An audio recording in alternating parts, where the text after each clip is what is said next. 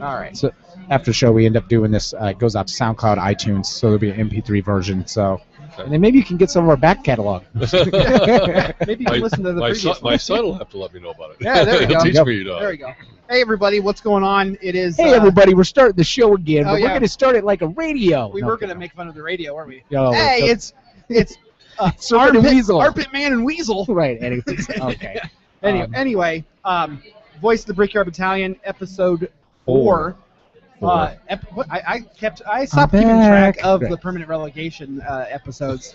We had a bunch beforehand, but now we're just kind of cataloging these as the Voice of the Brickyard Battalion. Chris is back. Everyone on the YouTube watching, Chris was having some. Okay, go ahead. Just get it out of the way. No. We'll get to it. No, there's a time and a place, and it will come soon. You don't want to get it out of the way first? No, I'm gonna hold on to this for a minute. Of course, you can watch us on YouTube. Permanent right Relegation. Now? No, wait. YouTube.com/permanent relegation. Right. But if you're listening to this on MP3, you can get us out at SoundCloud.com/permanent relegation. You can get us out on iTunes as well. Look up Permanent Relegation. As always, you can always follow us. We have all types of random things to say. Some of it funny, some of it we think we're funny. And sometimes we find mistakes at ESPN and other things. So, and you can find us out there at PR Podcast Show. Did you tweet us out in Spanish? Maybe. Why? Because a tweet just came out in Spanish from us. Oh, really? Yeah. Huh. Did you do that? Right there. No, I really didn't, but I think YouTube automatically did that. All right, first. Well, cool. That's pretty awesome. cool. All right, for anybody who is Spanish or speaks Spanish. Spanish. You were just gonna. Wow. I'm just gonna alienate a bunch of people. Yeah, that's good. I think you're fired. I'm gonna Don Sterling this all the crazy. Anyway. He gone. Yes. Nice. Anyway, we are live at Chatham Tap in Fishers, Indiana, as usual. Come down to Fishers, the Chatham Tap in Fishers, the Chatham Tap downtown even, to watch BPL games, Champions League games, sometimes La Liga games sometimes. Yeah. Right. And maybe not an NASL game. Yes, we'll get to that too. Right. There's watch parties all over the city for the Indy 11, which we'll talk about as well.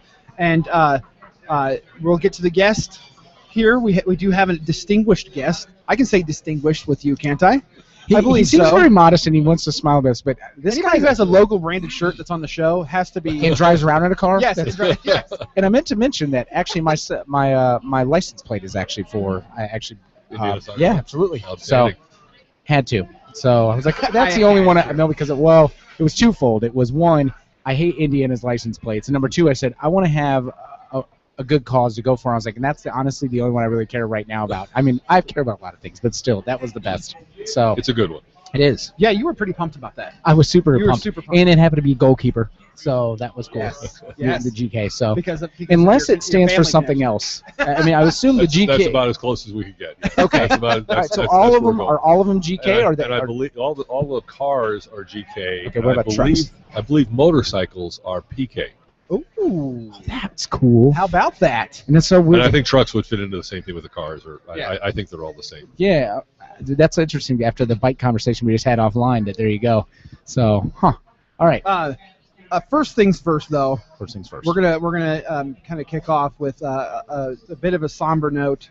As those of you who have been following are well aware, Alex Morris recently passed away. You were kind of close to Alex, or you had a working relationship with Alex. Right, I knew the Morris family. I was in the earlier pro days than when they were involved with the Blast and the Blaze, but still very connected with Indiana soccer and all that was going on here during their time. For those that don't know, Alex Morris was the former owner of the Indiana Blast and Indiana Blaze, two former pro soccer teams here in Indianapolis, which is one of the reasons that George Perry is joining with us from Indiana Soccer Organization, and your past with the Daredevils. But he recently passed away. I did want to read a couple of statements and just get your thoughts on him as well. One from Tim Holt, who is the USL president. He said that Alex was one of the great characters in USL history, and the Morris family did an outstanding job of bringing a high level of men's and women's soccer to Indianapolis. We send our condolences to his family and all the friends that he had made over a full and rich life. And also, I got a statement from Peter Wilt, president and GM of Indy 11. Alex was generous sharing info on the Blast and his views of Indy soccer market with me, a good man who loved soccer and Indianapolis. He didn't have to help Indy 11, but he was excited to do so, and it was important to me when he agreed to be included on our website as a friend of Indy 11. At our next home game, they're going to honor him and a local sports player by the name of Bree Sparks, who also passed away this week, way too young.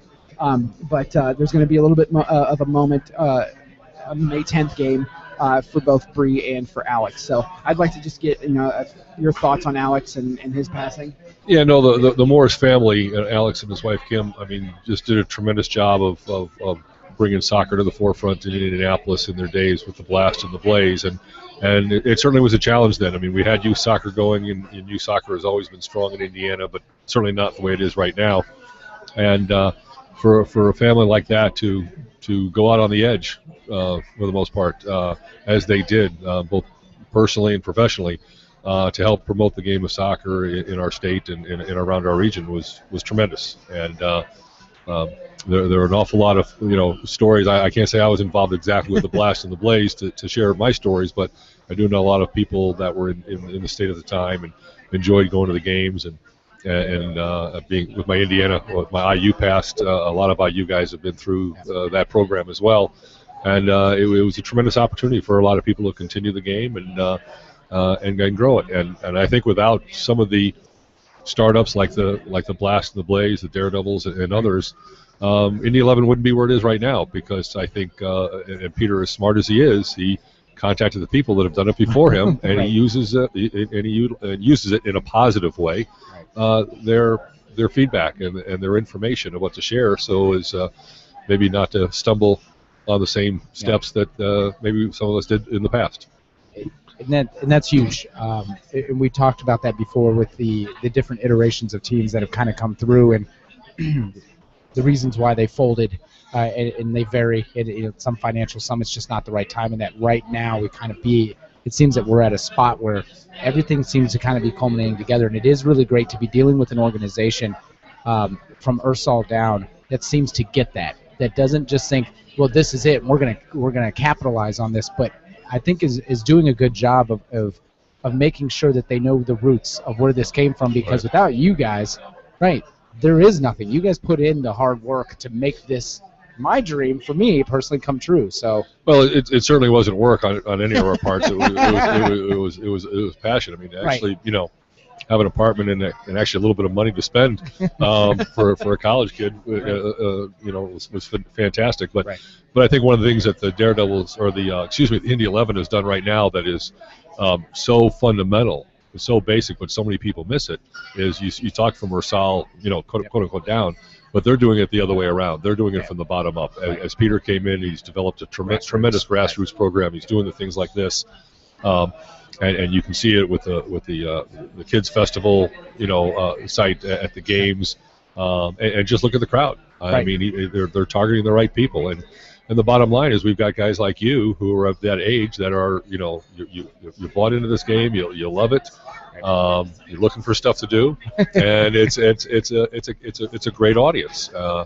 And the fun thing about it is that I brought my grandson to the last Indy 11 game. We had him for the Easter weekend, and he wasn't so sure he wanted to go to his second soccer game for the day because he went to watch his cousin or his uncle play earlier in the day. And he ended up stomping in the stands with everybody and getting it going. Where were you guys sitting? We were where Indiana Soccer has its season tickets, okay. So it's kind of right behind the team bench, okay. About nice. 15 rows up. Right. I mean, I have season tickets with Steve Franklin, our director of coaching education. We're behind the East goal, right up at the top. I like that long vision. Plus, I could get to watch all you guys right. on the other side. There, feel right. the energy. Well, yeah. Well, yeah. but you know what? You can. The only problem is that I think the screen still needs to be 3 times bigger for me to see everything on it. No, I'm sitting right in front of the screen. Sometimes I have problems seeing it. I've got horrible eyesight. But no, it's fantastic how it's going. No, and agreed. The whole grassroots thing, right? I think there's this small group that we might have an affiliation with. I forget what they're called. They're like the Raceway Army. Raceway Army, right? You know, the Brickyard Battalion, right? Yeah, that type deal, right? Oh man, Josh, I can see Gabe right now just going, "That's it, we're done."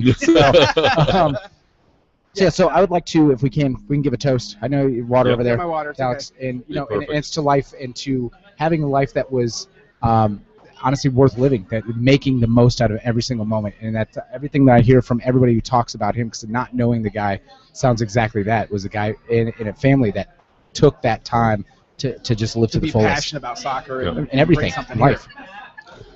No, absolutely. Cheers to that. Thank you very much. So, all right. So the reason that you're here. We haven't told you. You're yet. still asking that question. Told you, right? No, we haven't told you. Yeah, we haven't told you that. We want to know your thoughts. No. Obviously, this is the Josh Mason History Hour. Oh man, you used my thing. I didn't even get to. You know what? Okay, I just wanted to go on the record to say. Right so Andy's really good at taking my best material and taking it, and it's okay because we're kind of like one, and so that's fine. But dude, I really wanted to bust Josh out on that one, but it's all right. You can keep going. You can explain it. Why did you want to say that this was the Josh Mason History Hour? Josh, since the inception of this show, and I'm looking right at you, Josh, because I know you're watching this live. So you've wanted to bring up the historical aspect, and we could not agree more about that. We couldn't do it ourselves. No, absolutely not. And this was something where it's like we talk about Indy 11. We talk about Peter, we talk about the BYB, but when you talk about the history of Indiana soccer, Josh becomes like Peter Wilt when it comes to history, and he just lights up. He's like, "Oh, I'm telling you, hey, it's gonna be great, and we're gonna do this." And it's like, "All right, man, this is like 47 messages later. Let's just kind of, all right, let's roll." So we get his unicorn guest, and he's not even here. What? He's not even here. Oh, Josh, yeah, exactly. Yeah, he's been talking about you like you're a unicorn, right? And then it's the one time we get you on it. Hey, Josh, where are you? Oh, in training in Chicago.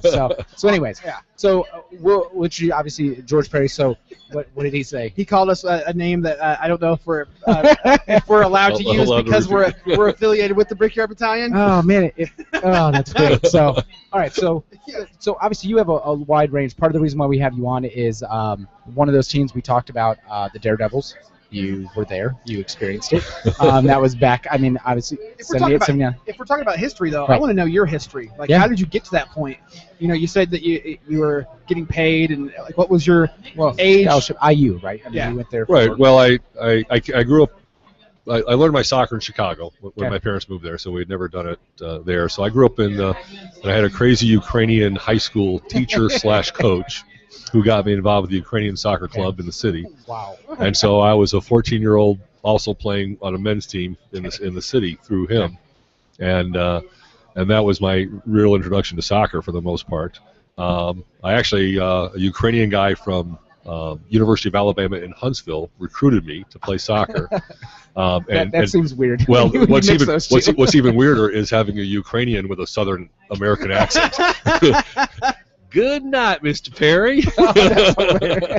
But so he went around to Ukrainian clubs in Chicago and New York and did all his recruiting because IU at the time wasn't varsity when I came out of high school. Okay. Anyways, I didn't last there, and I ended up transferring to Indiana because of Coach Yeagley, and I had a tremendous, for at least in my eyes, a tremendous career at IU, and stayed on. You're not biased. Stayed on at living in Bloomington for 8 or 9 years. I mean, how much better could it get? Right. I mean, Bloomington is right. It's funny when you get a little bit older and you go down to Bloomington, you go, yeah, I think I'd rather go to the Brown County area or maybe Nashville, and you kind of avoid Bloomington. Bloomington's okay, but when you're there and it's that time, Bloomington's amazing. It was fantastic. Right. And so when I came out, I was drafted by the Rochester Lancers in the old NASL. Although, interestingly enough, they never contacted me after they drafted me. So I went to so I went in the redraft. You just showed up. Oh, okay. I went in the redraft, and I was redrafted by the Fort Lauderdale Strikers. Okay. Tampa Bay Rowdies, because the Strikers are who the Indy 11 just played the other day. So I was down there for a 10-day tryout period. I think I was 5 minutes into the first day of tryouts where I realized that I don't think I'm an NASL player, but I'm just going to enjoy the 10 days anyways, and why not? I'm in Tampa Bay and have a good time. Yep.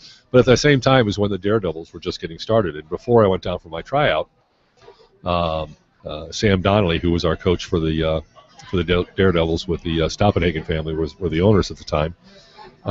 Had extended a contract offer to me, to play for the Daredevils. And this was 78, right? This was 1978, correct. Okay. I finished playing at IU in 77, and this was in 78. Okay. And and I had a long talk with Gordon Jago, who's a renowned coach for the Rowdies, and they offered me a reserve contract, but we both came to agreement that more than likely soccer wasn't going to be a long-term professional career for me. Right. So it might be best for me to come back, and I was able to play for the Daredevils and continue schooling, try to finish up my undergraduate degree and everything else, and so it worked out great. So I was able to sign with the Daredevils. And then in the off season, I was an assistant coach and going to school at IU. So the timing, it wasn't the split seasons like it is now. Right. So it was pretty much end of spring through the summer, a little bit early fall. August, so September it was perfect for actually, by that time I actually thought I really probably should get a degree and decided to go to class. So it all worked out really well. So it was a great opportunity. Was it something that when you were playing? Was it obviously the soccer scene in the U.S. wasn't much of anything at that point.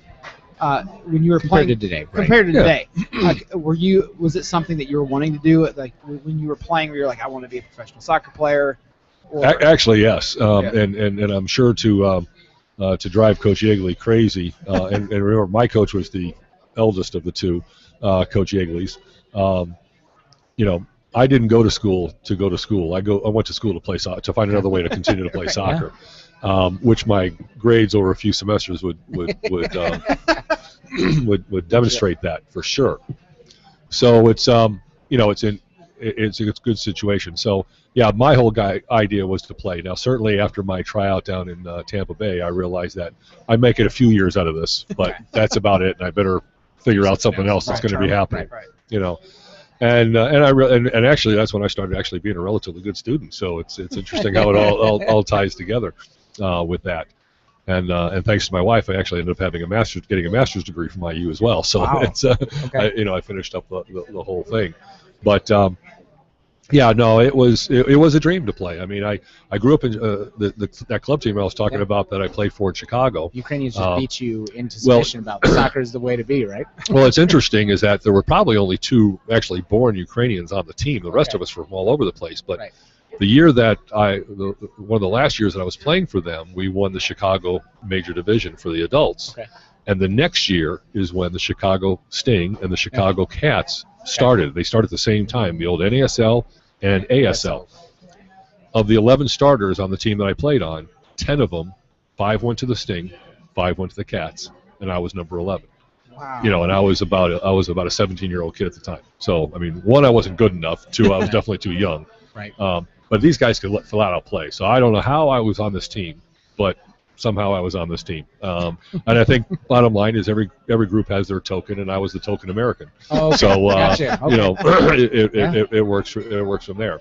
Right. But what an education for me. My family didn't know anything about soccer until my participation. My parents knew nothing about the game, and it was quite an interesting challenge with all of that. So actually, my first year at IU, when I transferred to IU after being in Alabama, you couldn't play it those years. You had to sit out a year when you transferred. So I would go back to Chicago every weekend in the fall to play for this club team. Okay. And kind of a fun just to keep playing because I couldn't play games with that. I mean, I was playing on the club team at IU, but I couldn't play on the varsity. Okay. And so they gave me a round trip. They could give you money for transportation, so they give me a round trip bus fare. Well, there was no bus by the time our games finished on Sunday in Chicago to come home, but I could fly home. Okay. So what I would do was I would hitchhike from Bloomington to the north side of Chicago every Friday. It was different back Well, this is back in This 1978. Right. But the best part is my first time I was doing it, I got picked up on 465 and 37 down on the south side by a salesman who said, "Well, I'm heading to Milwaukee, but I got to stop near Valparaiso, but then I'm going straight to there." So I said, "Well, I'll stop with you," and then he dropped me off. I mean, we lived 500 yards from the expressway in those days, where my family did. He said, "Well, if you can be up here by 5 o'clock on Fridays, I'll give you a ride every time." And I had 7 rides in a row from the same guy hitchhiking. So the question is, do you still Chicago. talk to that guy? Do you know that guy? Did you ever get to go in a relationship? Because there's no cell phone, so you never had a phone number. You never did that kind of stuff. Just a random act of kindness. It was, and it was an interesting thing, and it got to the point that Mom had some food waiting for the guy. So what did you have to pay? I was going to say, what did he get out of this deal? So company. There you go. Company, and that's what you did. Drive sales. Too. What do you mean? Oh, you mean they don't have the cool? Right, they didn't have the cool windmills like they did. That's right. The windmill farm. How many can you count? Yeah, right. You kind of knew that you were at a good point at that where the windmills were on the way back from Chicago. Like, oh, I'm almost home. Well, hitchhiking through Indiana was never a problem, but hitchhiking through Chicago could be a bit of a challenge. Yeah, I bet so. you end up with the. But if I ever saw one of my kids doing that, I'd shoot him. So I would say you might as well take your chance with hitchhiking because you're just going to get shot by dad. So you might as well go for it. It's a right, exactly. So, speaking real quick because you talked about Fort Lauderdale, I'm going to take a quick second just to go. So the tailgate show, guys. They had us on their show, and we have to do this. We are like the Lannisters. We must. I know exactly. We must pay our debts, right? Exactly. Yeah. So we went on the tailgate show, and we were talking about Indy 11 and all that kind of stuff, and then a wager. We gave you a whole bunch of crap. A wager ended up coming on from the guys where if Fort Lauderdale wins.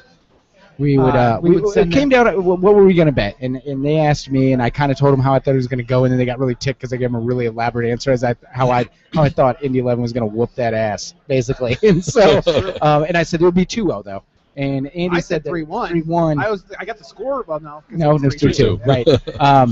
But how it ended up being is we have a lot of good local breweries here, and obviously we have a great affiliation with Flat 12 at this point.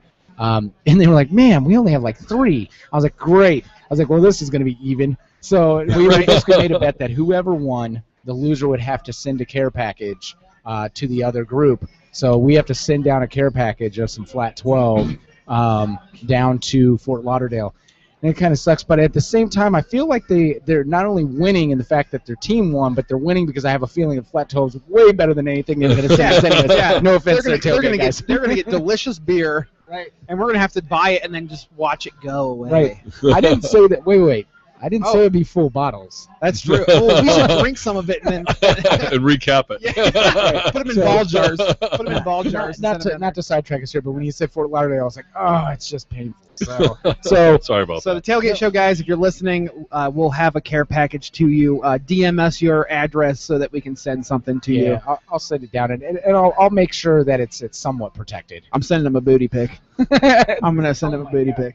Yeah, do it. So after you go over to the Daredevils and you play, and then obviously it's 2 seasons, 78, 79.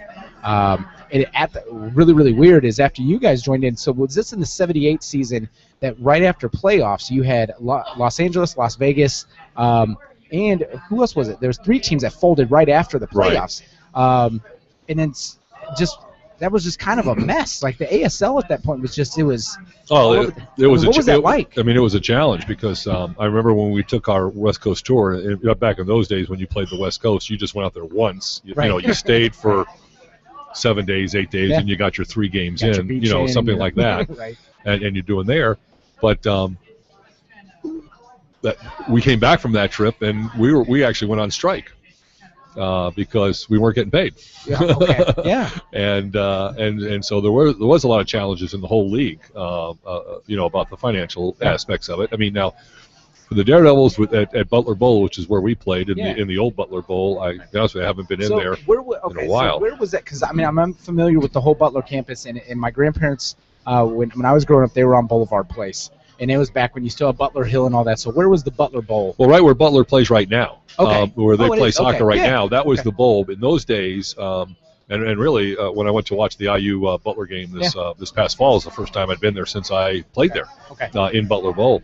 But it was the football field. Yeah. Because it wasn't really, they didn't play They're soccer at Butler. Football. Right. That's not what it is. But Butler has a football team? Yeah, exactly. So go ahead. But it was, it was an all surround kind of stadium type situation was run in. But there were cement walls that were about 4 foot high, right in front of the first, or 3 foot high, right in front of the first row. Now, right, yeah. And Sounds safe. And those were that and the cement pad that was on the ground were about 1 yard from the touchline. So it's like indoor. And and I played right back. Okay. And I found Yeah, I was gonna myself say that often inside the first row of bleachers, or stands. Just I have to ask, as a back, were you a back that actually stayed in the back, or were you a back that tried to get forward and try to score goals? Well, when I started out, they actually had me in midfield because I was the only guy in shape on the team. Okay. Okay. And so I was a right midfielder because I could run fairly well. I mean, I don't know how too many people describe me as a player, but work ethic was always pretty good, and I could run pretty good. What do they say? Hard work but not beats fast. talent, talent But not doesn't work? fast. And that was it.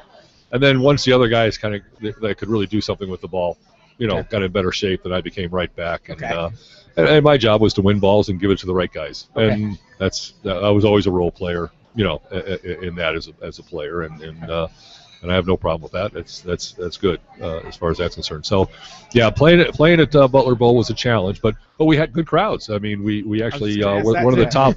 We actually led the league in attendance.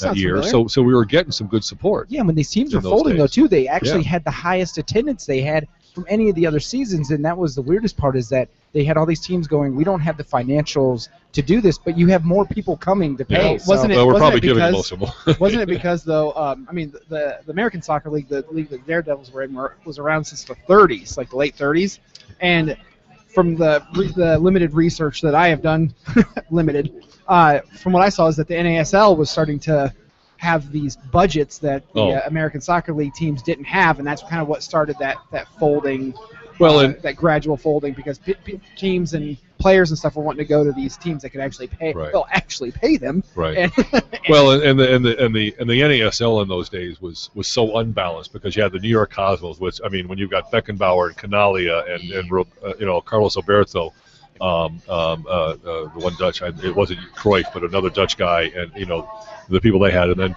when I was trying out with, it wasn't a Vander or something. It had two A's in it. I know it had two A's back to back. And when I was trying out with the Rowdies, it was Derek Smethurst, Rodney Marsh, those kind of names. So they were making a fair, Right. So them and the Los Angeles.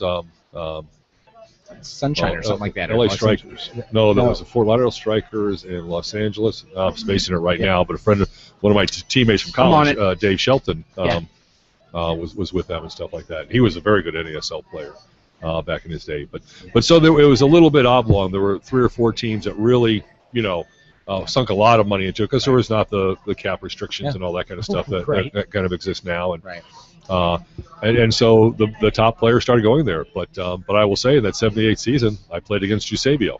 Wow. And at least, but what some history has said, the goal he scored against us was his 1,000th goal. Really? Yeah, and it was a hell of a shot. Is there any? Do we have anything to be able to? I mean, you say that's what history says. Yeah. But well, because I've read it different ways in different places. Yeah. To be honest with you, I mean, it all depends if you're getting the South American version or if you're getting the American version. Claim it. Skyhawks. Skyhawks. There we go. Okay. Thank you very much. Yep, very good. Oh man. The value of the computer. The internet. I tell Thank you you, what. internet. Exactly. So that's all right. So then after you go ahead. Well, actually, if we're a question we had on the internet, using hashtag BYBcast. Remember, use hashtag BYBcast. How, and touching on the players that you played with, that went on to do the bigger and better things. What are some of the people that you played with that you really hold up in a high regard and can really be like, okay, I got a chance to either play against them or play with them in the past? Yeah, I mean, certainly saying that you played on the same field with Eusebio, or at least maybe some people would not qualify what I did relative to him as playing, but at least I was on the same field. I was on the same field with Eusebio, and I think you were part of 21 other guys that were I don't know if I assisted him with his goal or not, but but you go from there, and I can't say that the Daredevils had names, that would stand out to people, but we had some phenomenal players. We had a lot of guys who were just kind of on that cusp. They'd either just been with the Sting or just about to be with the Chicago Sting of the old NASL in Chicago, and Gene Geimer was one of them. Tom Redmond, one of my college teammates at IU, went on and played there for a couple of years, and then came back with this group. We had a lot of talented players, on our team, so it was a good group as far as that's concerned. And it's interesting how being involved with soccer for as long as I've been involved in coaching and different things, and how many people I run into that, you find out that you played against them in the old ASL. I mean, Jeff Tipping, I had no idea that who was, I do a lot of work with the National Soccer Coaches Association. He was our first, one of our directors of coaching education there at Mueller River College. Well, I played against him at Hartwick. I played against him when he played for the Stoners in Philadelphia. Right. And stuff like that, and it's fun getting together and just talking stories about who we played with and all these guys, and especially out of my IU days, IU was cracking on to the national scene, and getting around and playing some teams all over the country, in the NCAA tournament, things like that, and so you start to establish some relationships with some of these people that are pretty neat, and you see them again then playing on in the pro level. So.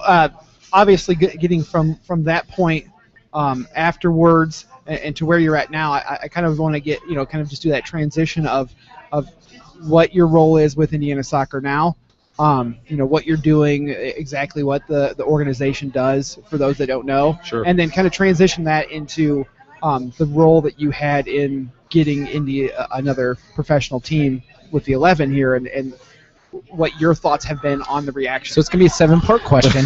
There's going to be a sub-part. So we talk about this, and we go, I was like, Andy, so when we interview people, I was like, we do a phenomenal job, but I need you to ask a question. Let them at least compose their thoughts and answer. But he's like, okay, so part 1, 1AB, and then section 2, article 3 is going to what be. What I'm going to do next time is bring out a stack, like about this thick, and I'm going to say, you just run through these questions, right? And I'm going to have questions about them. I'm going to interrupt. So you leave right. So after the whole the Daredevils, and you kind of go on, and you got into coaching and such. So transition us to where you are today, then. Yeah, well, right now I'm my title is I'm the commissioner of the Indiana Soccer League, working for Indiana Soccer Association, which a number of states have done this, but a couple of years ago, Indiana Soccer combined the youth and the amateur, the adult associations together. So it's nice that it's all under one umbrella, and we're really trying to start to incorporate more. We hope more adult programming into what we do through Indiana Soccer. But right now, I basically oversee the travel soccer. 2.5 years ago, they had a statewide league, a premier division, or first division. But then what they ended up doing was combining all the regional leagues, travel leagues around the state, under the umbrella of Indiana Soccer. And the directors of coaching around the state said they'd like to have someone involved in the process that has a coaching background, this and that. And fortunately, with Don Rawson, who at one time was executive director with Indiana Soccer, and now is kind of runs the Indiana Sports Property segment of us that oversees Grand Park up in Westfield. Mm-hmm. Don and I have been good friends for many, many years. He talked to Dave Guthrie about possibly me coming in and filling that role. At the time, I was coaching at Monmouth College in Illinois. We about ate it on that table. So I'm gonna stop there. Okay. Anyway, sorry. So, I mean, what was your coaching? I mean, so obviously because of your coaching background, you've had quite a bit of coaching experience. I mean, obviously you could have a whole bullet point list here, but I mean, what are some of your things? That's what I would actually prefer. You were talking, right.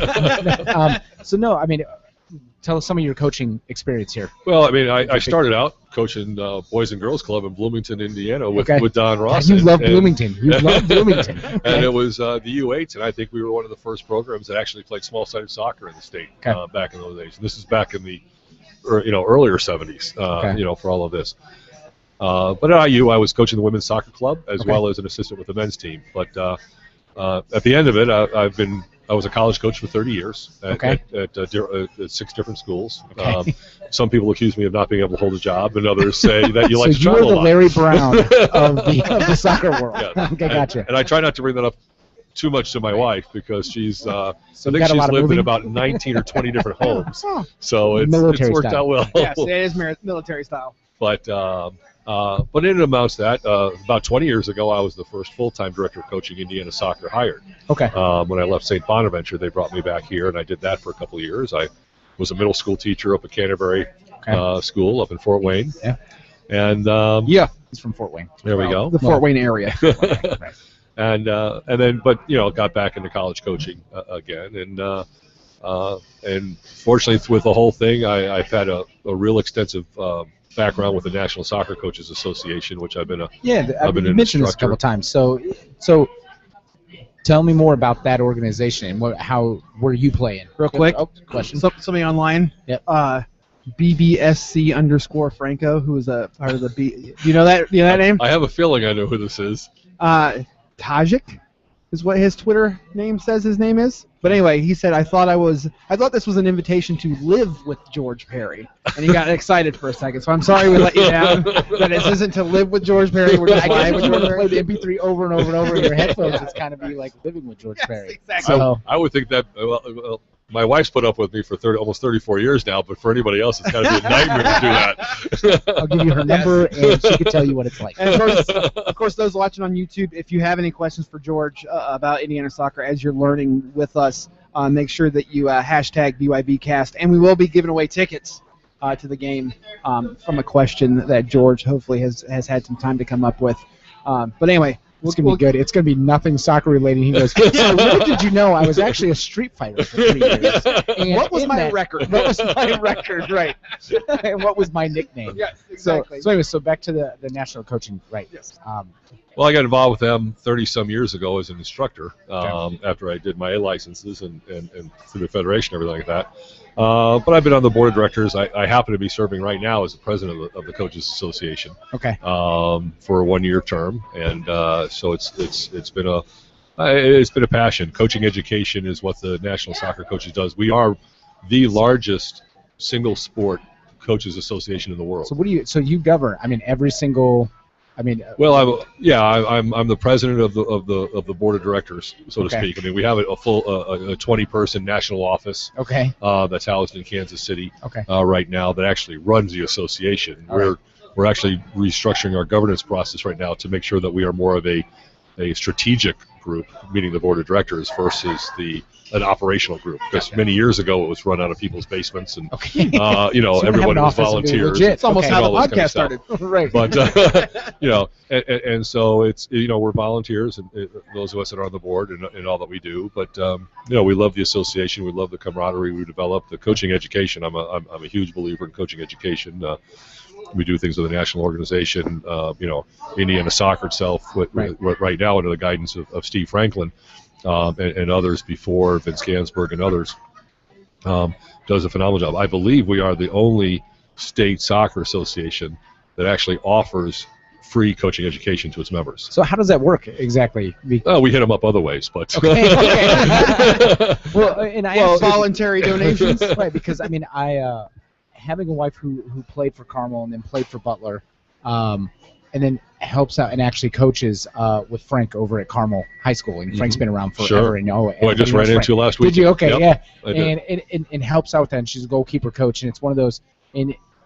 And she's been to some training ones. How did that set up? And how do you get involved? I guess if you want to be a coach, sure. How do you do this? Well, we have 130 plus clubs throughout the state of Indiana. Okay, we have the Indiana Soccer League that I kind of oversee right now. We have 1,019 teams playing this spring, from the U8s to the U18s. How do you keep track of that? Carmel Dads, baby. Carmel Dads. What's up? We have some really good people beyond me that do an awful lot of work with this. But the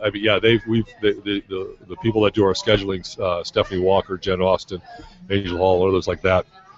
I think we're a little bit over 5,400 games that they have scheduled and will have played this spring with all that group, and it's and in the fall, it's about 670, 680 because we don't have the high school age kids playing in the fall with our league and stuff like that. So it's really growing well. But back to the coaching education side is Dave Guthrie, Don Rawson, and others had the foresight to say, education is important.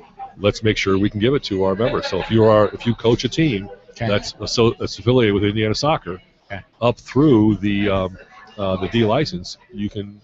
Your coaching education is free. And so where do they go? We do that through through team fees and all that kind of stuff that we do get.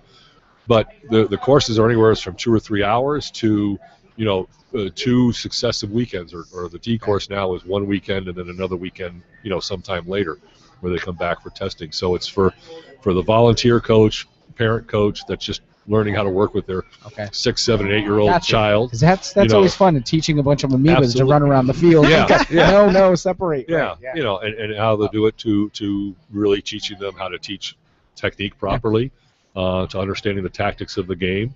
I know, I don't think we're doing it this spring, but I know with Indy 11 sometime in the fall, Steve and I will be doing some reading the game seminars at Indy 11 games. So we'll bring in Jurgen and hopefully the other team's coach to give some feedback or information to how they prepared for the game.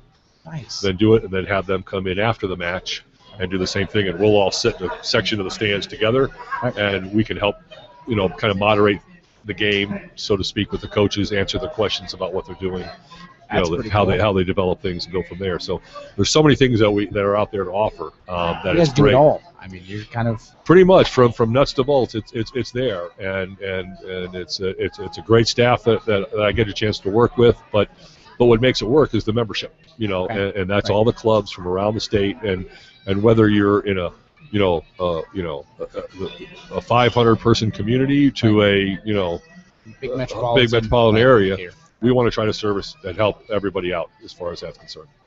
Interesting, real quick. You've mentioned two things in one, and in the fall when you have less teams because a lot of the high school kids aren't playing. Number one, and then when you talk about the club teams, I'm interested to know your perspective, and this is kind of something that's come up in the last couple of years. It really came up big with Carmel United, FC Dynamo, and high school. There's been a weird kind of battle back and forth between club teams and high school teams. So you have a lot of kids that have some talent. When they play club teams, there's possibility of scouts, there's possibility of future in there. And there's less going to high school games, scout-wise, that you have this weird commitment thing with these teams, traveling teams. So I'd be interested, and maybe you can't speak some of this because you are the position you are. No, I can. I mean, how is that? I mean, how does that play out? Well, one thing everybody has to realize that when you talk about, especially when in Indiana, where high school soccer is played in the fall, that's also the same time the college teams are playing. Right. So they have limited opportunities to go out and recruit, whereas in the springtime, they can set their schedule up so much differently. They can almost set it up around a recruiting schedule when tournaments, when teams are playing, and things like that. So it's there. I know for me in my 30 years, and I was mostly a Division III coach, I certainly went to high school games because I knew a lot of the other college coaches weren't doing it, so I found a way to go there because I wanted to make sure that those kids saw me at their game and they would think about coming and play for me. So I always thought it as a real viable tool to help recruit kids and go from there. Some say, well, you get better coaches here, you get better coaches there. I know some phenomenal high school coaches, and I know some high school coaches that aren't so good. Right. I know some phenomenal club coaches, and I know some club coaches that aren't all that good. So it's not a hit and miss type situation, but it's unique to each place, and so you can't lump everybody in the same thing. Certainly, the environment of playing for your high school, that being able to walk through the hallways and being, good luck in your game tonight, or I saw your game yesterday, congrats. You don't get that in club soccer. You get 50 people showing up for a club game. Your moms and your dads, sometimes your grandparents and things like that. But you don't see a whole lot of friends. I don't see it as much happening at the club scene as you're going to see at high school games. And so there's that, sociology of the high school environment versus the club environment.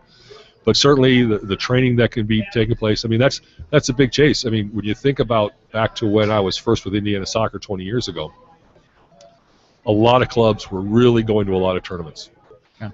And we didn't discourage that from happening in those days because the bottom line, the coaching wasn't that good, that we'd rather see the kids playing games than to be subjected to the coaches in training sessions.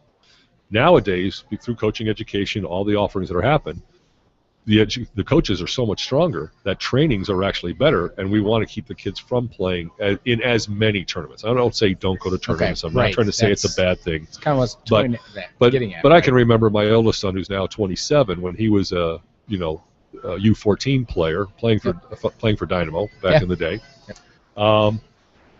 He would sometimes play in 6 70-minute games in about a 72-hour window at some of these tournaments. Yeah.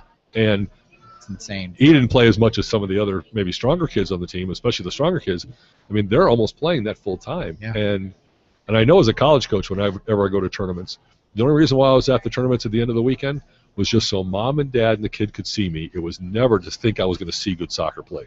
Right. Because the kids they're just too exhausted. Right. They're dead, Yeah. and they can't barely pick up their feet, let alone, have a nice touch on a ball or things like that. Right.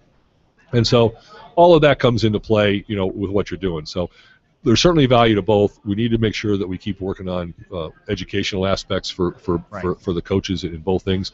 And like everything else, everything has to be done in moderation. I mean, I don't remember growing up a day when I didn't do something with a soccer ball. But it wasn't always with a coach. Right. It was with my friends. It was on your own. It was however it was. And you always did stuff. It's really up to the individual. You don't want to burn these kids out, and that's the thing I wonder about too. And I see this, and they start young, and they start and I said that, Carmel Dad's Club, but you start really young, the 6, 7, 8s. They play, and you go up through it. You go up through the organization. Then maybe they play in school, and they play in high school, and they play in club teams.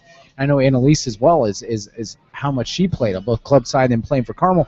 And if you play for a major high school, it'd be North Central or Evansville or Carmel, it's a big time deal, because those are teams that have a lot of prestigious history, and they demand a lot. But then you're playing on a club team, and if you play with someone like a Carmel United, again, it's a big club, and they again are very successful, and you go, that's a lot of demand, and you don't want to.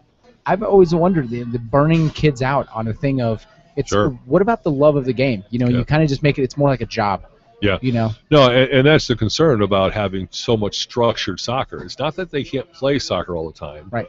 I grew up playing basketball, but there was something about Perry and horse's ass that was using the same phrase, if I could say that. I had a shot at one time, that's all right. and that kind of ended my basketball career in high school. But I can remember sneaking the gyms because to find places to play and things growing up and stuff like that. So there has to be a balance, and the bottom line is, what we all have to keep remembering is that there's only one person that can tell us what that right balance is, and that's the child themselves. It's not the mom or dad. It's not the coaches. Right. Yes, we can see them, and yes, we're parents, and I have 4 children, and I like to think I did it, but I like to think that they chose to play. That was the nicest thing about really not coaching my kids, other than maybe when they're 6 or 7 or 8 years old. After that, I never coached any of my kids for the most part. And then they'd say, "Hey, Dad, let's go out and kick around," and I loved that. There you go. I love that. It wasn't me as coach, their coach saying, "Hey, let's go out and kick around," type situation.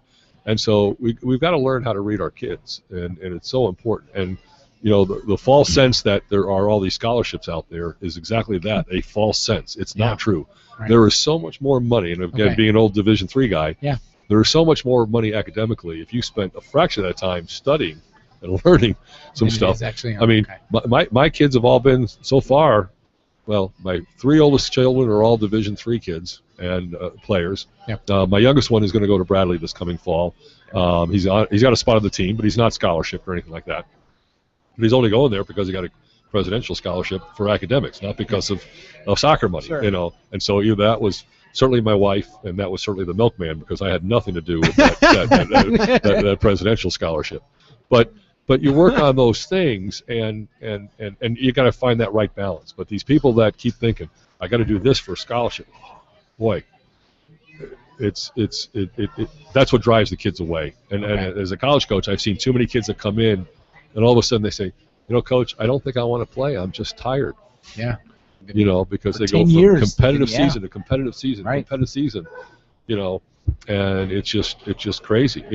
My son told me this year, he says, don't come to Off the Wall for indoor soccer to watch me play, because I'm just playing with some guys to screw around, to mess around and have fun. Yeah. Don't think I'm going to play. I said, I just want to watch you have fun. I'm not going to give you any more feedback. I don't want to give you feedback about as a player like that. I said, I want to see you have some fun with some friends and kid around and joke about it. Speaking of feedback, for teams, obviously you've been to both home games? Yes, yes. Did you attempt to watch the game on Saturday?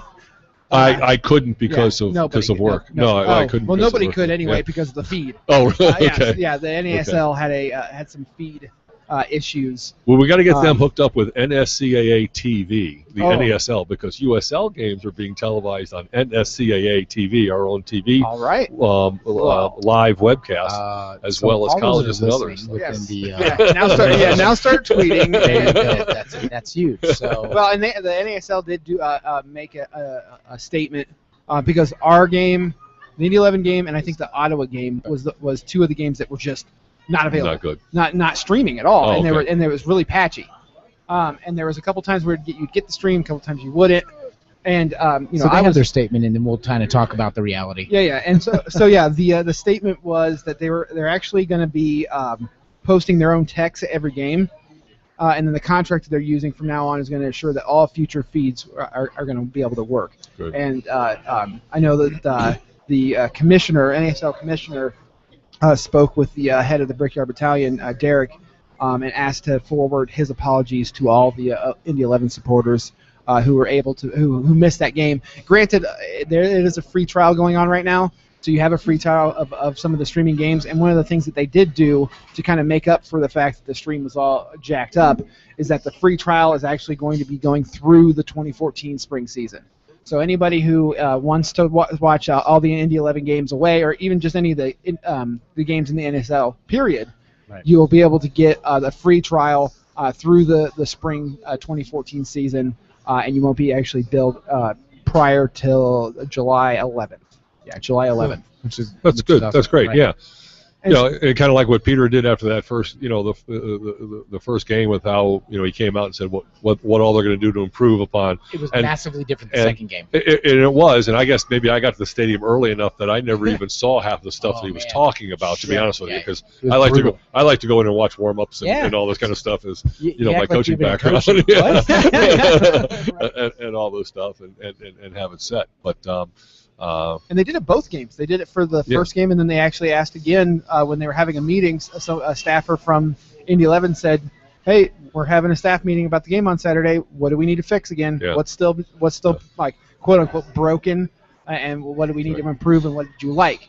And that even got statewide press of getting that effort put out, because you don't see that from a lot of the other teams going, "Hey, what do you need help with? Yep. Do you like $13 bills at $13 beers at Bankers Light Fieldhouse?" I can get a flat 12 for $9, or I can get a Coors Light for $9. Yeah.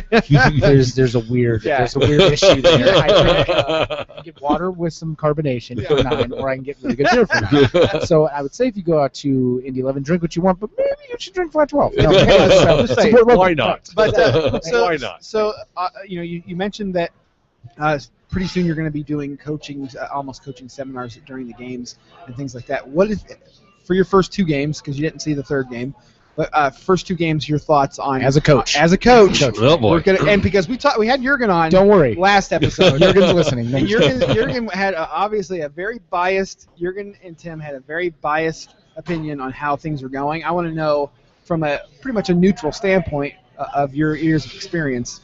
I don't know that it's neutral, though.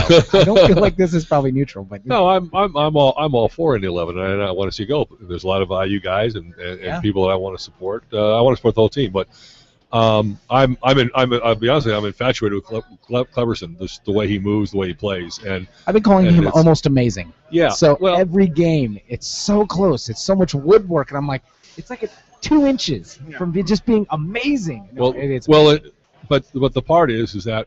The players around him need to learn how to help him better. We're not getting him the ball when he's asking for the ball, and so the backs have to do a little bit better job, I think, of their timing of their balls into his feet, or anybody, because Ambersley checks the same way. I can't wait to see the Spencer kid playing up top. I have my own starting 11, so to speak, after this one, and I think there could be some really interesting combinations and some nice attack that comes out of that situation. I think we just have to be better on the ball. We have to be a little bit more constructive with our possession between the back two lines. What about back posts? What about back posts? There's some back post issues. Well, it is. I mean, and that's all just shape of weak side defenders. I mean, there's so much. I talk about it all the time in coaching courses all the time about what do coaches watch. Yeah. And you typically, when I'm watching coaches, watch their teams, I see them watching the ball as opposed to watching who they should be watching. And just look at the hips of that weak side player. Okay. Is are his shoulders square to the ball, or is his shoulders opened up to the field and can still see the ball? And so if I can do that, I can see this player who's on the weak side, who's really over towards back, because what they got to remember on that side is those guys can ping a ball from that touch line to that touch line. When you're a U13 player, that can't happen. So you don't learn to do that as a coach or as a player. As you get older, that happens more and more, and the better they are, and they can get some balls there. And so they have to work on that piece, in terms of where they go. So they tend to get sucked into the ball a little bit too much, and again at that level, the smart players, they're going to find a way to just get it to that other side very quickly, and it's a driven ball. You leave Christian kind of by himself, and you go, "Where's my help over here? Yeah. I'm trying to go right." And it's done. So but again, with all of that, I mean, when I say the piece about they got to find Cleverson better. Well, when I first saw him play, I think he'd been there for 6 days. Right. Yeah. I want to think, so maybe there's two really good training sessions before that game. And how many are in between, you go from there. So it will just get better as they get better. And it's not even about getting different personnel. It's just about getting used to playing with each other. And he'll communicate with them that I need that ball sooner. I mean, and that's the bottom line. I mean, he still gets himself out of those tight situations, but don't put him in those tight situations to begin with. Give him some room and give him some time. When you think about that pass that he made to Dylan Mayers, that Dylan put across for the goal, I mean, that's a Cleverson pass. Weight and a great weight, right. The weight's there, the deception's there. I mean, the three qualities of a good pass are deception, pull it down on a quality. Foot, pop it over his pop it over his shoulder, and you go, that's not normal. That's when we had him on the show talking about was I want to bring to the team. We're like, what did you want to bring to the team? You talk about playing with Roberto Carlos and Rivaldo and Ronaldo and how they were influential to you. What do you want to bring? And Ronaldinho, right? Oh, him. Yeah, exactly. Yeah, that guy. And I was like, what did you want to bring? And he goes, I want to be that guy that brings kind of that Brazilian flair. I want to bring that style. Absolutely. And already in the second game, I started seeing a little bit of that rubbing off on some of the other players. Yeah. Now, again, I think organizationally, defensively, that takes some time. It takes a lot of time to get a good unit working together. Some of my friends who they're not huge supporters of Cleverson because they don't see him working. Well, I think he works when he needs to work, and he doesn't work when he doesn't have to work, and that's what he's supposed to do. Star at some point, he just kind of He provides his energy. Well, the comparative story, relatively speaking, was when my father was alive a long time ago. We used to go to the college cups, the men's Division I, as a father-son thing. And way back in the day, Indiana and Virginia were going at it in the college cups quite often. Well, this was Claudio Reina's freshman year, and my dad, I point out, I said, "Dad, you want to watch this guy? He's a player." Well, at the end of the day, I said, my dad wasn't very impressed with him, although I think he had a phenomenal game. But he wasn't this running guy just up and down the touchline type situation, which is what my dad relates to. Right. So the next year we come back, Virginia's back in the game. We're watching Claudio Reina again. He says, he's okay, but he's not that good. Well, I thought he had a really good game. Yeah. Well, by the time Claudio was a senior, my dad finally said, all right, you're right. He's a hell of a player. Because I kept telling my dad, watch him. He will be where he has to be when he has to be there. Yeah. If somebody else can do the job, he's not going to do it for them. And that's what I see Cleverson. I think his movement off the ball is phenomenal. Yeah. I think he presses when he needs to press defensively. Absolutely. And he finds the right seams. Well, and especially for somebody who is going to probably be targeted every game defensively, still being able to slip and get behind guys and, but that's just get in it. position. But the guy that runs 100 miles an hour all game long is easily tracked, right? Because you can see him. Right. It's that guy who's real subtle and he slides away, he hides, so to speak, and then all of a sudden he's there, and then that's what I see in him doing. And the hard part for the people that are viewing the game is, as typical viewers, we watch the soccer ball, and I encourage people to look off the soccer ball an awful lot. You talk about weak side defenders, the back post. Right. That's if you learn to watch that, then you'll learn to how to correct those players when they're doing it wrong. When they suck in too far, they turn their shoulders the wrong way, they make some things happen. And that's a skill, a coaching skill that I think you have to learn. I mean, we're getting a free coaching clinic right now, by the way. I love this. This is amazing. This is fantastic. I'm soaking all this in. But I mean, because I tell coaches all the time, there's a lot of ways to watch a game. I can just watch it as a pure fan. I just want to be entertained. Yeah. So I'm going to probably watch the soccer ball for the most part. I'm Right. not going to watch anything else. Right. I'm going to watch a game to scout an opponent because I'm trying to figure out how am I going to beat them? How am I going to play against them? I'm scouting to analyze my own team, right? Or I'm scouting to recruit a player. So now I'm just following this one player for 15 straight minutes to see what they do off the ball, how do they work, when do they show, how do they react when they make a mistake, all that kind of stuff. And so there's all these different hats you kind of wear when you go watch a game sometimes. You know, it's like when I went up last summer, I took my two sons up. We were up Chicago for that messy you know, the foundation game or whatever. This was just the one where the guy had the bicycle kick. The Northwestern kid had the bike kick and all that stuff, right? Yeah. You know, and people said, "How can you enjoy that?" He says, "Because I went to just enjoy the game. I went to watch. I liked him. Thierry Henry was actually just trying to get himself back in shape, and so he was working his rear end off in that game. He played real. It was fun watching the Northwestern kids, and especially that one who played very well in that game. Experience of a lifetime for them. I got to play with this. Yeah. But I'm going there not to watch a phenomenal soccer game.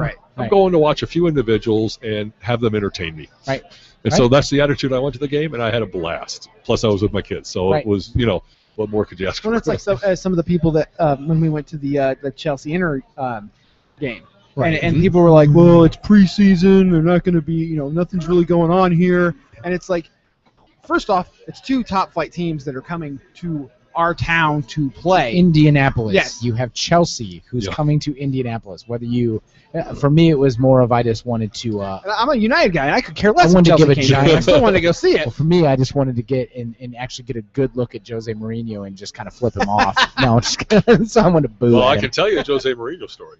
I love it. Please do it. I love it. But before I get there with that Chelsea piece though, but remember this: that even though maybe some of their top players they're given some time off and not playing, there are 10 guys for each of those teams that are earning their spot in that match. And these guys are light years above anything else that most of our people have ever seen in their life.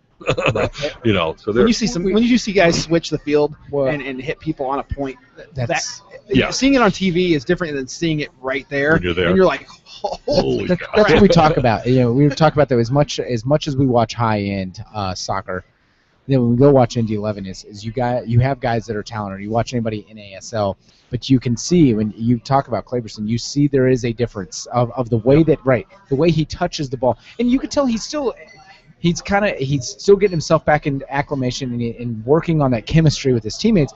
But there's things that he does that are so subtle, and you go, somebody with high-end skill like that doesn't have that cannot do that. And the detractors that were thinking, oh, they're bringing in this older guy and all this kind of stuff. I'll tell you what, the NASL season is perfect for a guy like him. I mean, it's a split season, so you got that little window where you got some time off. You're basically playing one game a week. So if he needs to at a certain time, you can give him a couple days off of training and not really do some, you know, I mean, he'll do some technical work, but not do, you know, anything. So he can regenerate his body or do whatever you need. And the other guys can still work hard or whatever it takes. You know, and that's the challenge of coaching at all those levels. But what is it, a summer and a half ago, Real Madrid was here doing a summer tour, and the NASL or the NSCAA. Oh, in the United States. In the United States. In the United States. Like, where did I? No. I was like, no. Okay, in the U.S. Yeah, in the U.S. They were here for that, you know, the summer games and all that kind of stuff. They come in on the tour. They were in LA last year. Well, the NSCAA, we had a symposium with Jose Mourinho and his staff. Oh, yeah? And so there were 150 coaches that could buy into spending 2 days with Real Madrid. Oh, man. And he came into an auditorium with his staff, with his full staff, and the 150 of us were at the UCLA campus, which is where they were doing their training. And that was interesting. The first day that they were out in the training fields, they had all these screens up so people can't see what's going on. Right. And some national tennis tournament was going on at the same time, and they had helicopters with the cameras. Yeah. He said they have to move those helicopters. And they moved those helicopters from the tennis tournament. So he's in this meeting with us, and first he has all of his staff come up and talk about what their responsibilities are and what they're doing. Right. And then he gets up and starts talking. He's got a tremendous sense of humor. Yeah. And then he talks for about a half an hour with us, and he He's said, very much a smart ass. and he goes, yeah, but you know what? Where he was in this versus what your perception of him elsewhere were two totally different people, because there were no cameras. There were no. There were no. You should have a schlaps for Peter. You should have a schlaps. You know what a schlaps is, right? You know what a schlaps Go ahead, is? help me out with that one. So that's Peter's favorite. It's a Schlitz Milwaukee and a Black and Pabst. Tan. It's a Milwaukee Black and Tan. Milwaukee. A Schlitz and a Pabst. We should, but I'm not going to do it. So, yeah, but I'm a anyway. Chicago guy, but I can't do that Milwaukee crap. Yeah, that's right. He needs some old style then. I'll stay with what I have. Yeah, you too. Probably a good idea. Nobody wants to voluntarily drink old style. Yeah. Except for my dad. So he's talking to us for about half an hour, and he's since sent his staff out because they're getting the team ready for training that we're going to go out and watch the training in a little while. And he goes, this half an hour is up, and he goes, do you mind if I stay and talk to you some more? And you're like, we're going like, you have to ask? Yeah.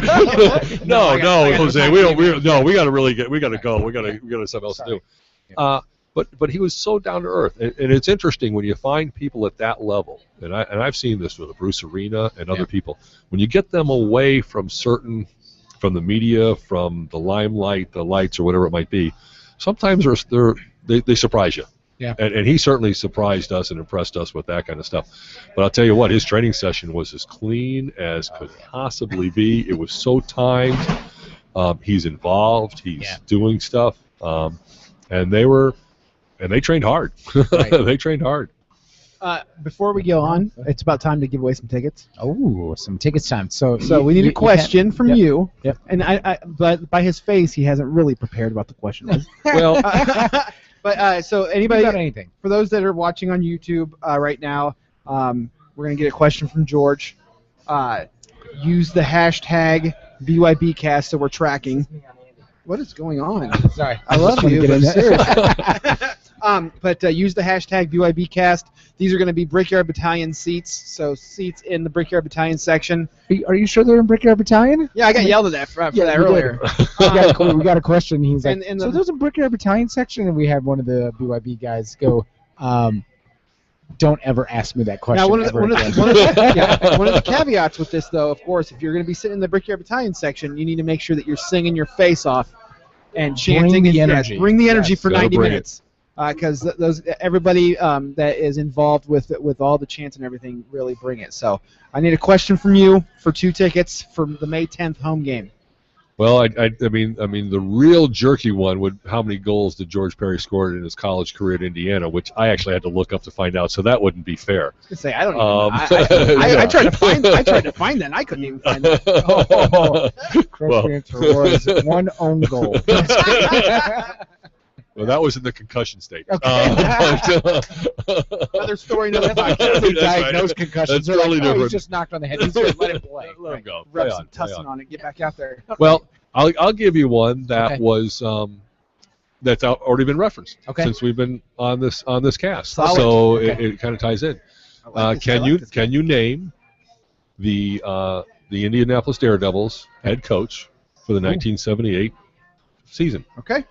Perfect. Name the head coach of the Indianapolis Daredevils for the 1978 season. 1978 season. And Use his name has already been Yes. mentioned on this. Use podcast. hashtag BYBcast. First person. Yes. Go. First person go. But while we're waiting for answers to roll in, one of the things now I kind of want to sidebar real quick about foot golf. Have you played any foot golf yet? Oh, in a number of different ways. Okay. Yes. He's like, most of my career was actually. Most of it was improving lies on a golf ball. It's just gonna move it this way a little bit. I can't play there. No, I actually, when my first college coaching job was at the University of Rochester. Okay. When I got out there, the athletic director said, I've got this wacky guy that has a wacky idea. Okay. And it was basically foot golf. But what he had was a hole that was on stilts. So the hole Kick into it. was You had to actually kick up- 5 foot high. Up into it. And you had to chip up over and get into it. He was And playing Mayan soccer, basically. Yeah. and his whole idea was to do this in Rochester, in the quote-unquote off-season from golf, right? Because we're going back to 1983, right, around now, when golf courses were pretty well populated. Yeah. Now they're having a little trouble. That's why soccer golf is starting to come into play. Yep.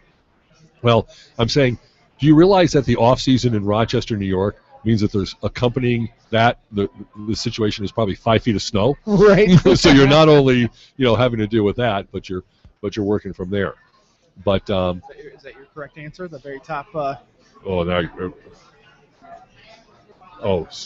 that was a player. Oh, that's a player. That was a player. We had an answer, but that's a player. Sorry, Mark. Leading goal scorer, I believe, for the Daredevils in that day. The coach of the Indianapolis Daredevils. And he used to coach at one time at the University of Illinois Chicago campus. He's giving you hints. He's giving you hints. All right. So, but at camps with my soccer teams all over, we always play soccer golf. You set up your own courses. You bang it off. You go around this tree and you do that. It's like frisbee golf and stuff like that. We played ghetto golf, which was really tennis balls and golf clubs. No joke. We played into trees. Oh, absolutely. Yeah, and we played into trees. Those were your ones. It was amazing. We used to tear people's lawns up, and they were not happy about this. But anyway. No, absolutely, it's there. But if you played actual foot golf now, none of the new, like Tipton has a new course, I believe. And Franklin was. I haven't been on there yet. What are you doing? I haven't been there. That's right. You're running the world. I forgot. The whole soccer world of Indiana. No, I'm actually having both my knees partially replaced. Wow. Well, I guess you can't play foot golf. Wow. I mean, you're just nonchalant. That's why I'm drinking so many beers and getting these in now. All right then. But no, we foot golf is now apparently a officially licensed sport in the United States since 2011. Yep. The Brickyard Battalion and Indy 11 and those folks are going to be doing a foot golf tournament on June 21st. Right. There's an actual foot golf tournament this Saturday at Legends Golf Course in Franklin. Mm-hmm.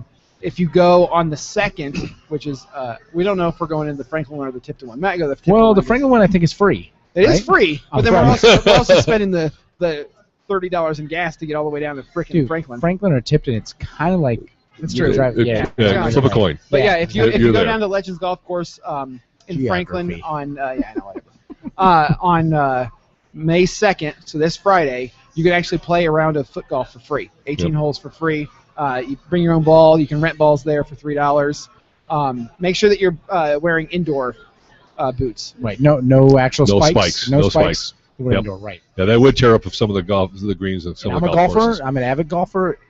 I don't want to see foot golf guys out there ripping up my fairways. Yeah. Well, and Dan Caposalis, I don't know if you've talked with him yet, but I think he's very much involved with that foot golf stuff. So he's a guy to get connected with. We're going to be working on getting him on to talk about that before the Brickyard Battalion tournament and things like that. But he's looking at you, Josh. Yes, I'm staring at you, sir. Make sure you book it in advance, Josh. But no, that's one of the things that when I saw it and started seeing, that there was like a World Cup of foot golf. I posted a video out the other day, the World Cup they did over in Europe, and it was crazy. They got all these people from like 5-6 different countries that came and played. They did an entire weekend thing, and you go, wow, this is weird because it's these players that don't want to necessarily, maybe can't play competitively anymore, but they just kind of want something to get out there and do, but they hate golf like regular golf. Well, soon to be announced. On August 2nd, right now we're in the process of organizing kind of the Rachel Feege Foundation. I don't know if you know Rachel Feege. She's a young lady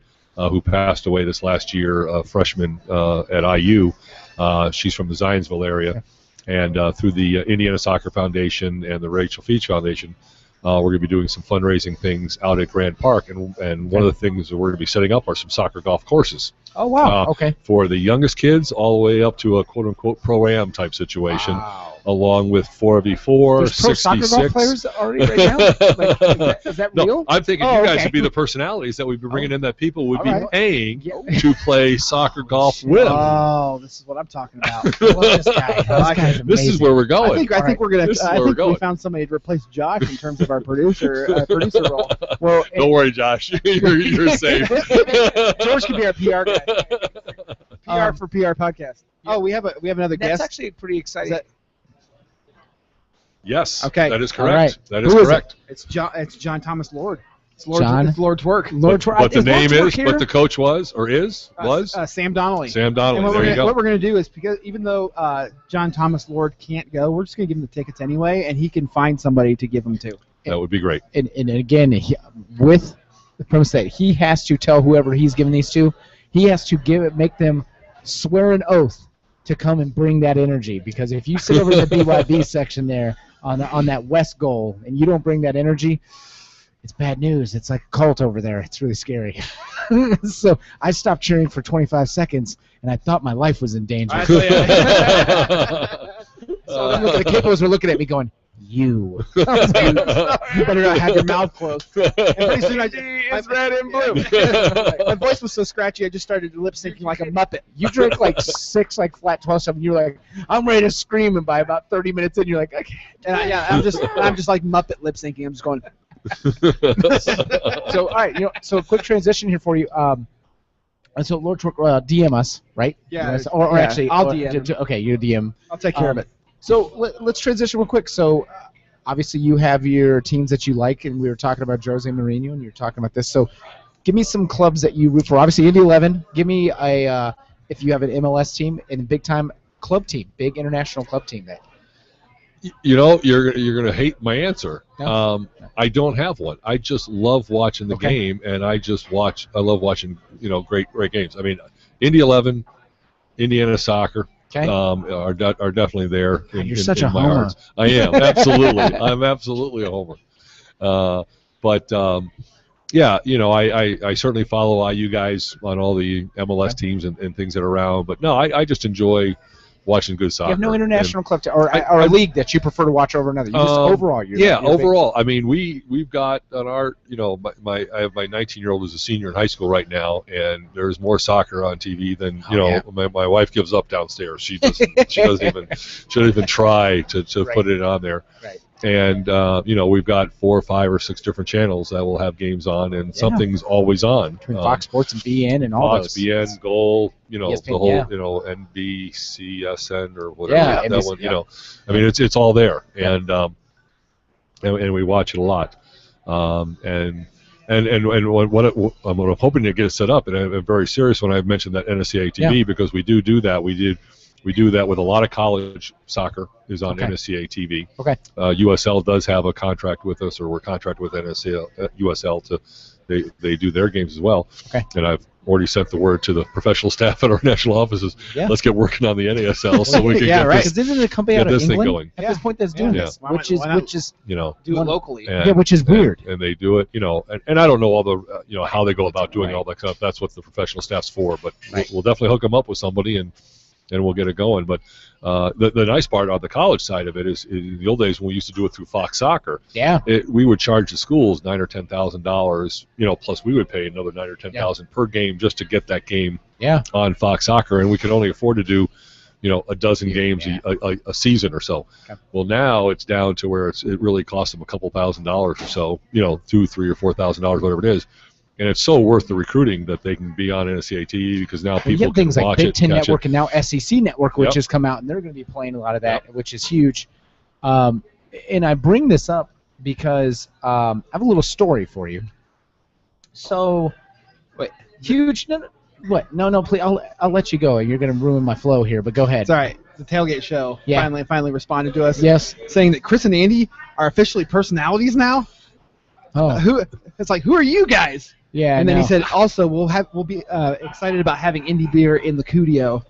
In the kitchen studio. Kitchen studio. That's awesome. So my story here is there's been that's about it. We have I don't know if you know this about me, but I'm a Real Madrid guy. No, I never would have guessed. I never would have picked on that. We had to wait to the end for this one. I needed this one. So for the longest time, my best friend I grew up with, Alex, he used to be on the show, and he's a listener as well. Giant Barcelona. Giant Barcelona guy, and I'm a Real guy. And mine kind of stemmed from back. I'm a huge Luis Figo guy. Okay, I love Luis Figo. Yeah. Oh yeah. And Real Madrid has always had kind of, strikers are fun, but I've always really enjoyed defensive players and goalkeepers and that. And obviously, besides Casillas, but you had guys like Roberto Carlos that came in, and obviously you had one of the best midfielders, and Zinedine Zidane, who played, and there's that culture. So we kind of had this. Well, as we kind of developed this group of friends, you have Andy, who is a big Man U. Him and Josh are giant Man U fans. Man U United. Yeah, glory, Man U. Yeah, not so much this year. But overall, have my wife, who is I'm being silent. Yeah, I know. It's good. So my wife, who is a Bayern fan, and a lot of that comes from she was kind of like you, and I asked her the question, and when we got married, who's your team? Because she's so big into soccer, she's like, I don't know that I really have a team. I really enjoy it, but she actually ended up picking on Bayern because she's such a big German goalkeeper fan. Oliver Kahn was her favorite growing up, and so they just have a string of just great up to Neuer today, right? Sure. So, yeah, absolutely. So you have that, and we have another friend who is a big Man City fan, and then it's Tambali. Oh. So we have this whole group, and so we made a bet this year. After last year when Borussia Dortmund just gave it to Real Madrid, we said, all right, next year we're going to make this bet among 6 of us. Whoever's team makes it the furthest in the Champions League, the rest of the remaining 5 have to buy that person the jersey of their choice. So it's gotten down to, obviously now, Bayern and Real Madrid. And so this has been a divided household. It has. Divided for the last 2 weeks. Last week, it was a good 1-0 win at the Bernabeu. And I'm just talking trash. And I actually created a Google Hangouts called Buying Chris's Jersey. And it's been like a chat between all of us. I'm sending out links on how to buy it. And then today, so I'm expecting, you go back to Bayern, I'm expecting this is and this is where I give a shout out to Guijo. He's Guijo. I don't know if you know from Indy 11, big PR guy. Okay. Oh yeah. And, I'm sorry. Yeah. We're huge Madridistas. Yeah, community relations. Yeah. And we get into this game today, and I sent a message out to him on Twitter. I didn't expect this result. I mean, they played well, but coming off of the Copa del Rey and coming off of the success they had last week, this was like a team on a mission today, and it was weird. I don't understand. So anyways, needless to say, I've won the bet now. So I'm expecting my white Champions League. I want the crest. If it's just a regular La Liga patch, I already have one of those. I need that Champions League one. This is cute. I love this. But anyways, so it's just interesting to have that team. But what if we wait until after if they win, and then you get the gold numbers on the back too? I know. No, I don't want that.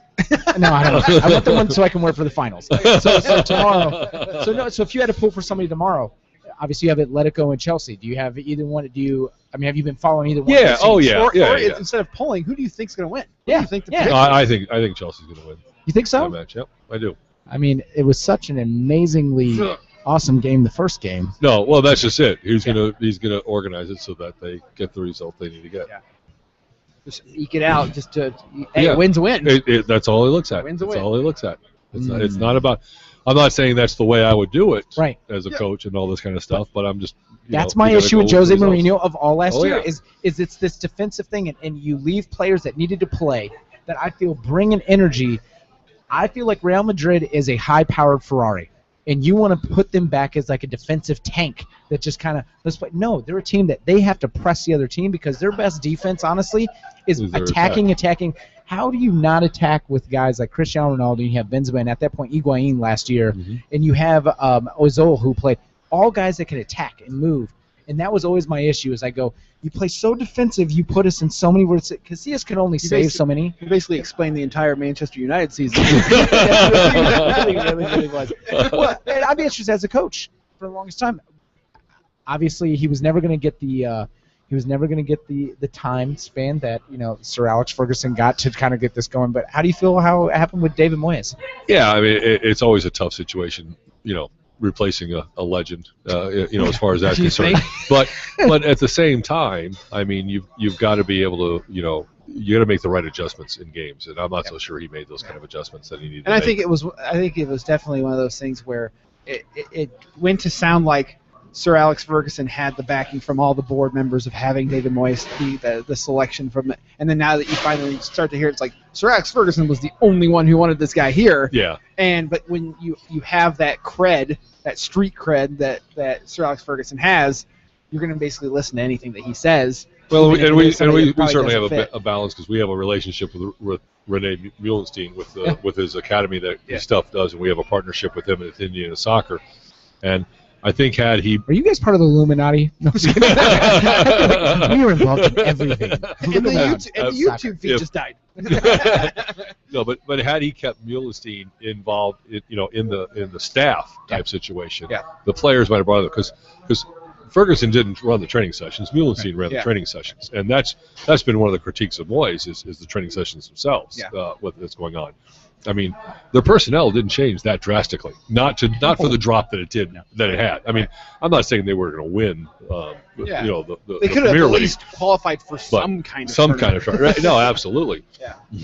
Somewhere in there. They made it for next year, right? I mean, they made the cut. Not yet. They did. Oh, they still haven't made the cut even for. They have to get ahead of Tottenham. They're 7th on the table right over there. The Tottenham Hotspurs. Tottenham Hotspurs. Right. Okay. But anyway, no, George, it's been great having you on here. It's been extremely educational, which I enjoy because I'm a big nerd and I know that you're a big soccer nerd as well. To hear this is even a lot of new stuff. I mean, there's a lot of stuff, unfortunately, you can't find. You know, in our generation, let me find it online because there's not. You know, you can go back to Indy Star written stuff, and you can find articles, and you can try to go through, but there's not a lot written. So you are important in this, in carrying on that, again, the history of, and I know why Josh found this so important is because, again, whether you believe it or not, none of this happens without guys like you that literally were, whether you like to hear it or not, you're a pioneer of this one. For Indiana-wise, for everything you've done for Indiana soccer, in a lot of individuals that have put a lot of time, effort, blood work, sweat and tears into this, without you guys, we don't have where we're sitting today where we can have this conversation and we can talk about Indy 11. We can talk about the youth culture in here. And so all we can say is thank you for all. You say it's not work because it's a passion. but even with passion, there's still work. There's still the grind of what has to be done. So all we can say is thank you for everything you've done in all your work. And how do people find out about the Indiana Soccer Association? How do they get involved? Just soccerindiana.org is our website, and you can go on there and find stuff about coaching education, about the league play, whatever. My contact information is right there on our website, so certainly contact me anytime with any questions, and if I don't have the answer, I'll find someone that Buy the does. license plate. Buy the license plates as well. And if you're at an Indy 11 game and you see George walking around, absolutely stop and talk and ask him what the hell is going on out there right now, so I can enjoy it a little bit more. Like, can you give me a breakdown? No, exactly. George, thank you. Yes, thank you. Thanks to everybody who's listening and watching on YouTube. You can, of course, find us youtube.com/permanent relegation. Next show is 2 weeks from tonight. Not sure who the guest is going to be, but hey, we're gonna line something up for you. We're gonna get a player on. I'm gonna say right now we're getting a player on. Oh, at least one. At least one. And I'm gonna get George all the links so that he can listen to some episodes. There we go. Although he's like, no, I've been on the show. I feel like that's enough. I think I've experienced all of it in an hour and a half. So just follow us on at PR Podcast Show on Twitter. You guys have a Twitter account as well at Soccer Indiana. Yes. Okay. Give it. But I can't say the technology. But I can't say I know all the Twitter stuff. That's all right. You guys on Facebook as well? Pac won't be happy with me. Yes. So like you on Facebook, and you guys are under. Yes. Okay. All right. Search Soccer Indiana on Soccer Facebook. Indiana on Facebook. You're going to find it as well. Find us on Facebook. He's like, this is why we have people who do this. Mine's not right. That's not me. As you were talking about. I'm the old guy. You got players that allow others to do their job. You're like, that's me. Exactly. At K-Sphere. At C-Balla here. And, of course, find us on Stitcher, SoundCloud, and iTunes. Really important, though, if you guys are going through iTunes, make sure that you rate and review us. It's the best way that we can track all the listeners and all the people that have been really enjoying the show. We can improve it. Yeah. We always let us know. Let us know right. If you want some guests on, if you want to have us talk to somebody. Right. Give us ideas. The only idea that we're not going to take is we're not going to tailgate and do the podcast because that's where we're not having it. Right. We're enjoying ourselves. Right. I'm going to enjoy the fruits of the labor. Yes, of exactly. everything that BYB and all those guys have done. Yes, so, George, thank you. Thanks for being on. Thank you, and thank you, BYB. Yes. We appreciate everything you guys have done and all the support that you have. At _BYB. BYB. And Josh, I know you're working. I know you trained all day, and you've been working. You, sir, are the man. You don't even shout out here to Gabe Peters. I love you, too. You're amazing. Furrowed your eyes on that. I did. Hey, buddy. Anyways, all right, guys. All right. We'll talk to you later. Yep. Bye. Bye.